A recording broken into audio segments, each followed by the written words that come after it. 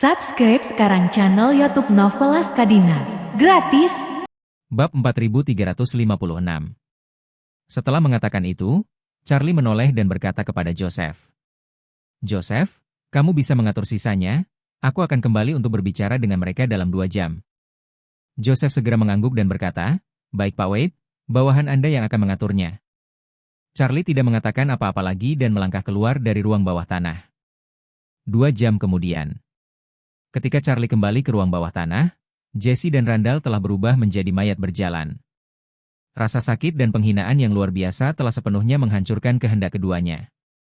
Pada saat ini, 2 orang, tidak ada dari mereka yang menyesal. Pada saat ini, mereka benar-benar mulai merasa menyesal atas apa yang telah mereka lakukan sebelumnya. Jika dengan cara biasa, bahkan jika mereka dijatuhi hukuman penjara seumur hidup, mereka tidak akan benar-benar merasa menyesal. Hanya dengan membiarkan mereka mengalami rasa sakit yang pernah mereka timbulkan. Pada orang lain yang tidak bersalah tanpa alasan, mereka dapat benar-benar menyadari kebrutalan macam apa mereka sebenarnya. Melihat Charlie masuk, Jesse, yang sudah benar-benar tenang, tiba-tiba melolong. Dia berjuang untuk merangkak ke arah Charlie. Tapi tubuhnya sudah lama kehilangan napas setelah rasa sakit yang parah. Dia hanya bisa menggeliat di lantai seperti belatung, meratap pelan. T.N. Wade. Aku akan memberitahumu semuanya. Semuanya? Tolong kamu membuatku sakit. Charlie bertanya padanya, apa? Sekarang kamu tahu itu salah? Aku tahu. Tahu? Teriak Jesse. Aku bersalah, aku pantas mati. Aku benar-benar minta maaf untuk semua gadis tak berdosa yang terbunuh olehku. Aku tidak meminta apa-apa selain kamu memberiku kesempatan untuk membayar nyawa mereka. 2 jam terakhir, bagi Jesse, 10.000 kali lebih mengerikan daripada api penyucian di bumi. Pada saat ini, dia sudah melepaskan keinginannya untuk bertahan hidup. Jauh di lubuk hatinya ketika dia berpikir bahwa dia mungkin akan menderita siksaan ekstrim seperti itu lagi di masa depan. Saat ini, dia hanya ingin mati dengan cepat, kematian yang lebih menyakitkan lebih baik. Melihat bahwa pria ini sudah serendah belatung, Charlie tidak bisa menunjukkan belas kasihan padanya. Charlie tidak pernah menjadi ibu yang suci, menurut pendapatnya. Jika seseorang telah melakukan kesalahan, dia harus membayar harga yang sesuai untuk kesalahan itu. Inilah keadilan dan keadilan yang sesungguhnya. Untuk tidak membiarkan orang seperti ini benar-benar putus asa. Dan bagaimana menghadapi gadis-gadis tak berdosa yang disiksa oleh mereka hingga putus asa? Pada saat ini, Charlie, dengan mata dingin menatap Jesse, dengan samar berkata, aku bisa memberimu kesempatan, tetapi hanya sekali, kamu harus memberiku semua bukti yang kamu miliki. Tidak boleh ada penyembunyian sedikit pun, selama kamu bekerja sama dengan jujur. Mulai sekarang, sampai hari kamu mati, aku akan memberimu perlakuan manusiawi terakhir. Charlie juga menatap mata yang sama yang dipenuhi darah. Dia tidak pernah berpikir bahwa akan ada binatang yang tidak manusiawi seperti itu di masa damai. Yang lebih dibenci adalah bahwa hewan-hewan ini adalah yang disebut elit sosial. Dan orang-orang kelas atas, tetapi metode mereka sangat brutal. Metode brutal beberapa orang, bahkan jika Nazi menonton, saya khawatir mereka akan malu pada diri mereka sendiri. Setelah membolak-balik beberapa video, tekanan darah Charlie sudah melonjak. Dia memandang Joseph dan berkata dengan dingin, Joseph, aku akan memberimu misi. Bab 4357. Joseph berkata tanpa berpikir, Tuan. Wade, tolong bicara. Charlie berkata, Anda mengatur agar orang-orang segera mulai menganalisis video dan file ini. Pastikan untuk mengklarifikasi berapa banyak orang yang mereka miliki. Berapa banyak gadis yang telah mereka mutilasi, selidiki identitas masing-masing dari mereka. Dan kemudian tarik daftar. Setelah kita selesai dengan keluarga Faye, aku akan mengurus mereka satu persatu. Joseph segera berkata, bawahanmu mematuhi perintah. Charlie mengunduh beberapa video Randall ke teleponnya. Dan kemudian berkata kepada Joseph, sudah hampir waktunya untuk membiarkan Douglas dan Stella berangkat. Oke. Joseph berkata tanpa berpikir, aku akan memberi perintah sekarang. Charlie berjalan keluar ke teras, yang berada di lantai 4 dan hanya bisa melihat rumah keluarga Faye tidak jauh. Melihat itu di tengah rumah keluarga Faye, banyak orang yang berpatroli dan berjaga-jaga. Dia tidak bisa membantu tetapi menyeka senyum mengejek di sudut mulutnya. Setelah malam ini, kaisar baru keluarga Fei harus jatuh. Saat ini, Samudera Hindia yang luas. Sambil menikmatinya, dia tidak bisa tidak menjadi sedikit bingung. Di sebelah kanannya, dia masih samar-samar bisa melihat daratan. Yang dia tahu adalah Sri Lanka, yang dikenal sebagai Mutiara Samudera Hindia. Dia juga tidak bisa tidak menjadi sedikit bingung. Merasa bahwa dari kemarin hingga hari ini, kecepatan kapal kargo melaju jauh lebih lambat. Sedemikian rupa sehingga 1 hari dan 1 malam telah berlalu. Kapal kargo masih belum berlayar jauh dari garis pantai Sri Lanka. Biasanya, hanya 3-500 km perjalanan yang diperlukan untuk meninggalkan Sri Lanka.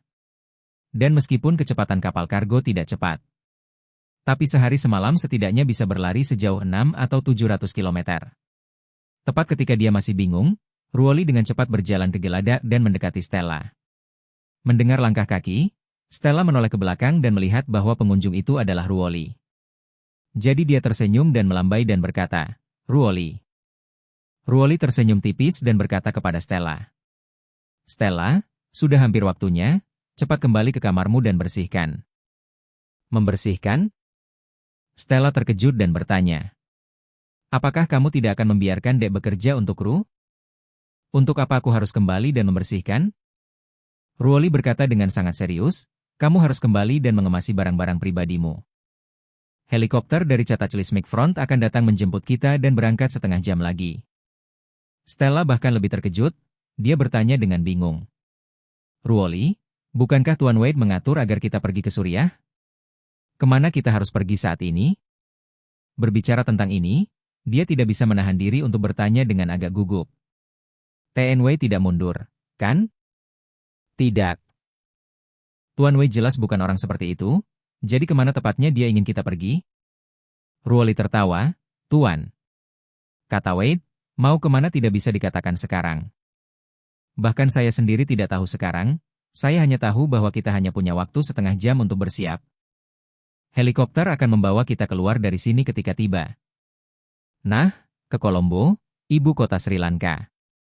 "Sri Lanka," gumam Stella, berbalik untuk melihat tanah jauh ke kanan. Dan berkata begitu saja, tidak heran kapal barang itu bepergian sangat lambat akhir-akhir ini. Ternyata niatku adalah untuk mengeluarkan kita dari kapal di sini. Bab 4358. Mengatakan itu, Stella memandang Ruoli dan bertanya, "Ruoli, apakah kamu juga akan pergi ke Colombo bersama kami?" "Ya." Ruoli tersenyum, "Sesuai permintaan Tuan Wade. Aku akan mengantarmu ke tujuanmu."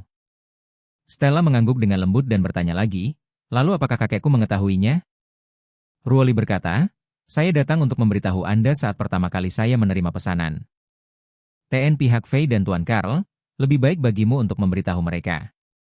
"Oke," kata Stella dengan hati melankolis yang tidak bisa disembunyikan. "Aku akan memberitahu kakek dan Tuan Yuan untuk bergegas dan mengemasi barang-barang mereka." "Bagus." Ruoli berkata, "Saya juga akan pergi berkemas. Kita akan bertemu di geladak dalam 25 menit. Stella berlari sepanjang jalan kembali ke kabin kapal kargo. Douglas dengan malas mencoba mengukir sepotong kayu bekas seukuran kepalan tangan dengan pisau kecil. Potongan kayu ini adalah salah satu dari beberapa potongan kayu yang dia ambil secara kebetulan di kapal kargo. Karena itu sangat membosankan, jadi dia mengambilnya untuk mengukir sesuatu untuk menghabiskan waktu yang membosankan. Pada saat ini, pengawal pribadinya, Karl, sedang menggunakan amplas halus. Dia telah menemukan untuk membantunya memoles salah satu ukiran kayu yang sudah terbentuk. Dan memujinya sambil memolesnya. "Penatua Fei, saya tidak menyangka Anda memiliki keterampilan seperti ini." Douglas tertawa, "Ketika saya masih kecil, keinginan terbesar saya adalah menjadi pemahat. Dan saya belajar kerajinan itu dari seorang guru untuk sementara waktu." Saat dia berkata, dia melirik ukiran doumu yang sudah selesai di tangan Karl dan berkata dengan serius, "Tuan Yuan, doumu ini untukmu. Jika aku pergi di masa depan, aku juga bisa meninggalkan pengingat." Karl berkata dengan penuh terima kasih, "Terima kasih, Tuan Fei, saya sangat menyukai patung doumu ini. Dan aku akan menyimpannya dengan baik sehingga aku bisa hidup sesuai dengan kebaikanmu." Douglas mengangguk dan tersenyum, "Jika ada kesempatan untuk menemukan sepotong kayu dupa yang bagus di masa depan, aku akan mengukir satu lagi untukmu." Karl tersanjung dan berkata, "Tidak perlu Penatua Fei, bagian ini lebih dari apa yang saya harapkan. Douglas tersenyum tipis dan berkata, ketika kita mengucapkan terima kasih. Seharusnya aku yang berterima kasih padamu, kamu telah bekerja keras untukku selama bertahun-tahun. Dan sekarang kamu terlibat karena aku. Sejujurnya, aku benar-benar merasa kasihan padamu. Carl berkata, sama-sama Tetua Fei, ini tugas saya. Douglas mengangguk dan hendak berbicara ketika pintu tiba-tiba didorong terbuka oleh Stella. Dia memasuki pintu dan melihat kakek dan Carl ada di sana. Jadi dia buru-buru berkata, kakek, Tuan Yuan, Tuan Wade menyuruh kita untuk bergegas dan mengemasi barang-barang pribadi kita. Sebuah pesawat akan menjemput kita dalam setengah jam dan membawa kita ke Kolombo. Douglas terkejut dan bertanya, apakah kita tidak akan pergi ke Suriah? Mengapa berubah menjadi Kolombo? Aku tidak yakin. Stella berkata, Tuan. Wade baru saja memberi perintah. Disampaikan oleh Nona Su, dan Nona Su juga akan pergi bersama kami. Aneh. Douglas mengerutkan kening dan memukul bibirnya. Kami pergi ke Suriah, saya bisa mengetahuinya. Bagaimanapun juga, Front Cataclysmic telah mendirikan pangkalan di sana. Ketika kita sampai di sana, keselamatan kita pasti bisa dijamin. Tapi, membawa kita ke Kolombo untuk apa? Carl juga bingung dan berkata, Sri Lanka relatif kacau, dan Front Cataclysmic tidak dapat memiliki terlalu banyak orang di sana. Tentu saja tidak seaman Suriah bagi kami. Mengapa Pak Wei tiba-tiba mengubah rencana? Stella berkata tanpa daya, jangan bahas ini, karena Pak Wade meminta kami pergi ke Sri Lanka. Kita tentu tidak bisa menolak, itu berkah tapi bukan kutukan. Sebuah kutukan tidak bisa dihindari, kita hanya bisa memilih untuk percaya pada Tuan Wade. Dan helikopter akan segera tiba, kita harus mengemasi barang-barang kita dengan cepat. Douglas menghela nafas dan berkata dengan emosi, Stella benar. Itu berkah tapi bukan kutukan. Kutukan yang tidak bisa dihindari. Karena hidup ini diselamatkan oleh Tuan Wade. Mari kita dengarkan pengaturannya. Kemasi barang-barangmu dan bersiaplah untuk pergi. Bab 4359. 20 menit kemudian, Douglas, Stella, dan Carl tiba di Geladak dengan barang bawaan mereka. Pada saat ini, langit di atas laut sudah gelap. Hanya menyisakan sedikit cahaya redup dari cakrawala barat. Di atas Geladak, Ruoli telah menunggu di sini selama 10 menit. Ketika Douglas melihat Ruoli, dia berkata dengan sangat sopan. Nona Su, sulit bagimu untuk menemani kami di perjalanan lain. Ruoli tersenyum tipis dan berkata, Tuan Fei, tidak perlu sopan. Selama itu adalah sesuatu yang diminta Tuan Wade untuk saya lakukan, saya akan melakukan yang terbaik. Setelah mengatakan itu, dia melihat waktu dan berbicara. TN Fei, helikopter akan segera tiba, kita sekarang. Sekitar 200 km dari Kolombo, waktu penerbangannya sekitar 1 jam. Douglas mengangguk pelan. Meskipun dia ingin bertanya mengapa Charlie tiba-tiba mengatur agar dia dan cucunya pergi ke Kolombo. Dia ingin bertanya apa pengaturan selanjutnya setelah mereka tiba di Kolombo. Tapi dia memikirkannya sejenak dan memutuskan untuk mengikuti pengaturan Charlie. Sejak dia datang, dia akan aman. Segera, sebuah helikopter berat di permukaan laut datang terbang melawan laut dengan kecepatan tinggi.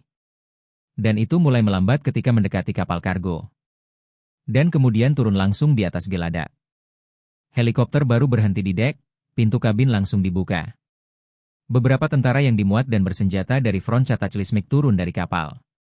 3 atau 2 langkah untuk mencapai Ruoli, pemimpin itu dengan hormat berkata, Nona Su, kami diperintahkan oleh Panglima tertinggi untuk menjemput Anda dan beberapa orang lainnya ke Kolombo. Waktunya singkat, tolong cepat naik ke pesawat. Ruoli mengangguk dan berkata kepada Douglas, Tuan Fei, silakan lanjutkan.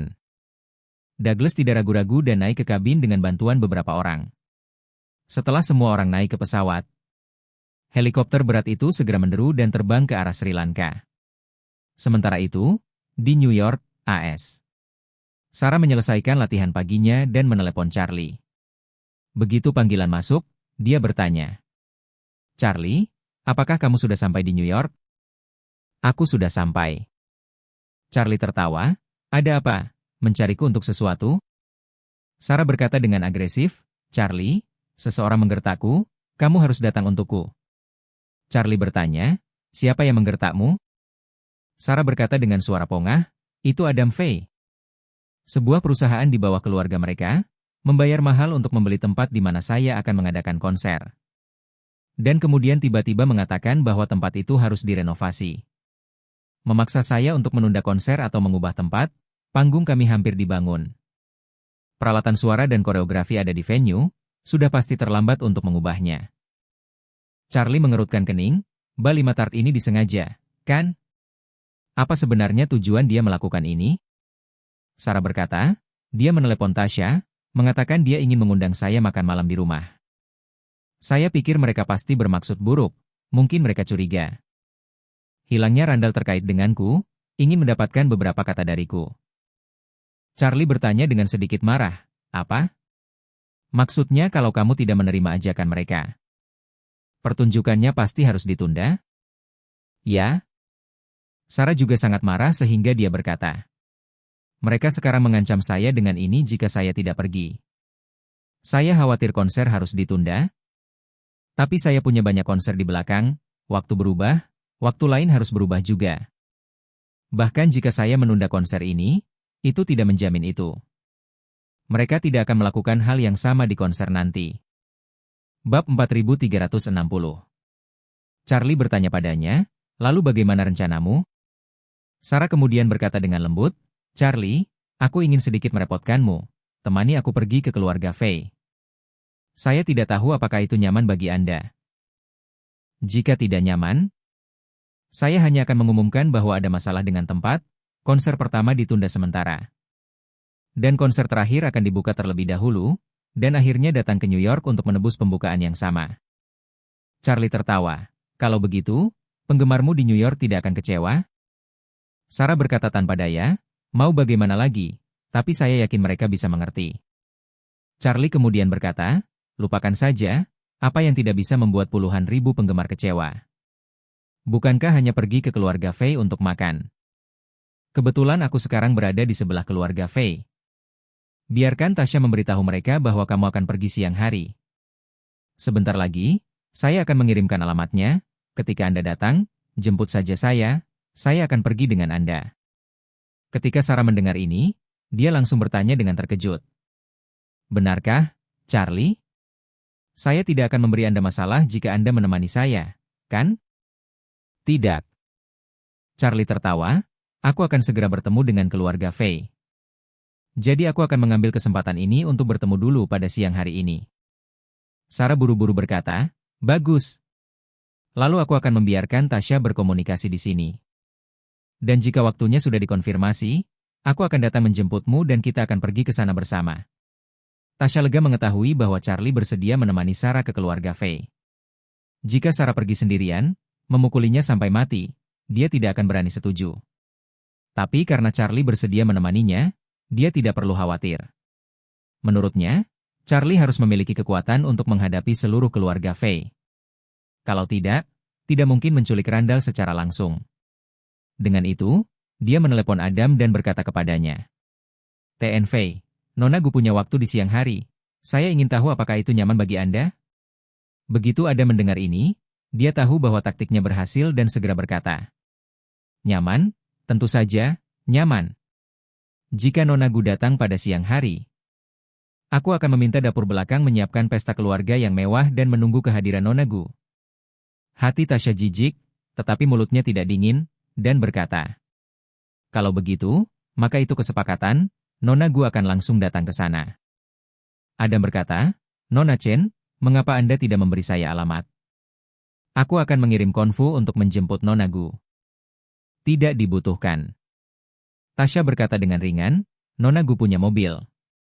Dan akan datang langsung ke rumah keluarga Faye di Long Beach. Adam tersenyum dan tidak memaksa. Jadi dia berkata sambil tersenyum. Oke, karena Nona Gu bersikeras, maka aku akan menunggu di rumah. Tasha berkata dengan tidak sabar, baiklah, aku akan menutup telepon dulu. Adam meletakkan telepon dan berkata kepada dosen di depannya. Ayah, gadis bernama Gu itu telah setuju untuk datang dan akan tiba pada siang hari. Dosen mengangguk puas dan berkata dengan suara dingin. Gadis ini pasti memiliki petunjuk yang berhubungan dengan Randall, mari kita lihat apakah kita bisa mengeluarkannya darinya. Adam berkata dengan khawatir, "Ayah, gadis ini memang seorang tokoh masyarakat yang sangat terkenal. Jika dia dengan sengaja berpura-pura bingung dengan kita, tidak baik bagi kita untuk melawannya." Seorang tokoh publik? Dosen mencibir dengan jijik dan berkata dengan dingin. Public figure bahkan tidak kentut di mataku. Jika kita benar-benar dapat menemukan sesuatu darinya, saya tidak peduli jika dia seorang figur publik jika dia tidak memberikan penjelasan yang jujur tentang semua yang dia tahu. Dia tidak akan meninggalkan pintu keluarga Fei saya.